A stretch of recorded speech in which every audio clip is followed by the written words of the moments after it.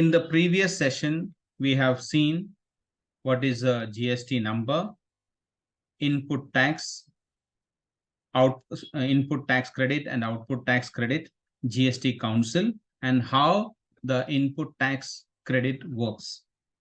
Now, this is an addition to the syllabus. What are the advantages and disadvantages of GST? What are the other aspects of GST that can be seen in this particular session? You can see.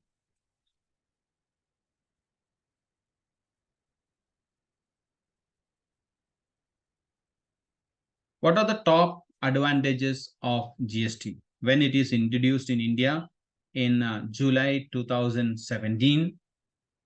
What are the main things that attracted? One aspect is increase in foreign investment.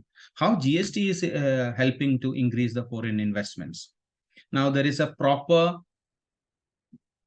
goods and service tax where there were multiple taxes are reduced into one. So it will become clearer. So the cost of the product can be arrived at easily and the possibility of investment can be done. Another is one tax system instead of multiple tax system, which you already seen why it was introduced. GST has brought in one tax system. Less compliance to be followed. Now, in the previous regime, the state has also taxes and the central also has taxes. Depends upon the state and central powers, various compliances have to be followed. So that has reduced into very minimal.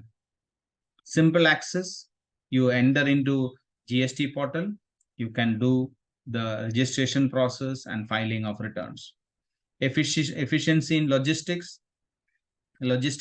movement of goods from one state to another become easier and faster, and it is more transparent so that the GST can be collected easier and faster. Lift of lesser developed state, lifting for lesser developing state. The states which are having lesser development, this particular GST has helped to improve, depends on consumption. We told you, depends on consumption, GST comes. So the more consuming states will have more taxes. The Making in India initiative that also helped because you are sure about what is the taxes you have to pay, that become more. Removal of cascading effect. Now, we have seen the state has got the power. Sometimes in one state you have to pay taxes, the other state taxes are less. So movement of goods become easier and faster, and double taxation also reduced. Boosting of revenue, both for the business as well as for the government, it has created a revenue. If you keep the record of GST collection, it has gone more than 2/3 of the revenue collected is through GST. More transparency because everything is available online. Even though it has been acclaimed as one of the best reforms, there are certain limitations too. To some extent, the cost has increased to the end user, that is the consumer, the public.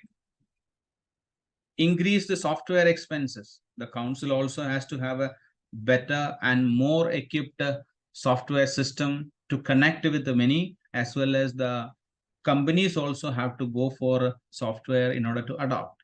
Increased tax burden on SMEs. Some cases SMEs have to pay higher tax than that of before. Difficult migration to online filing system. Mean all the businesses are not equipped to go for online, and digitalization has not reached to many of the places, that become difficult for many of businesses to adopt online tax system.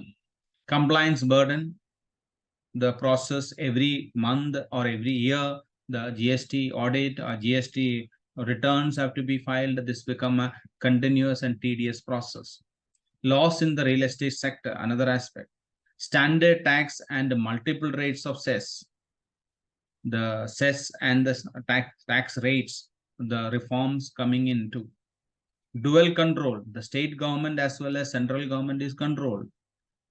And to some extent, we hurriedly implemented GST And there is a mismatch in income tax credit mismatch compared to when you compare with income tax and credit.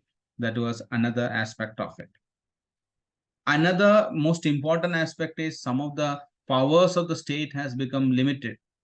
The amendment imposed a restriction of the state ability to levy taxes on supply of goods and services.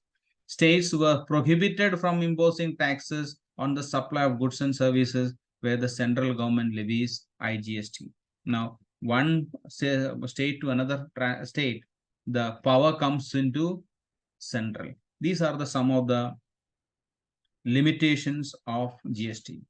I have added in this particular course various YouTube material which are useful to know more about GST. So this particular part which you have seen, that is constitutional and historical background, types of GST, input and output credit, and the limitations are part of the syllabus material of financial accounting part 1, 4th unit.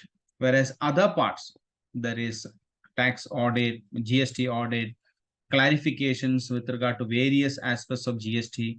Those who are going through or planning to do CA, the particular portion is there that is being collected from various YouTube channels, which is also part of this particular course, which you can go through in the YouTube channel, which is taking it to directly to the YouTube channel. I have given the link and it will take you to the YouTube channel and you can watch it, which will help you to understand GST better and help you to have a better knowledge about GST. Plus, you'll be able to complete the 4th unit, as well as if those who are going for a certification, you are getting an additional certificate of basics to advanced GST. If you want to complete the entire course, you have to click on the other YouTube channels, which is given in the portal. Plus, you have to complete the tests given. There are 10 tests are given. All these 10 tests have to be completed along with the assignment. And the last assignment is a Google form with GST questions. 100 questions are there, 100 marks. Minimum 25 you have to score out of the 100. And once you make the necessary feedback and necessary requirements, you will be getting an online certificate for the course. Thank you very much for joining and have a good day for enjoy your online learning on GST.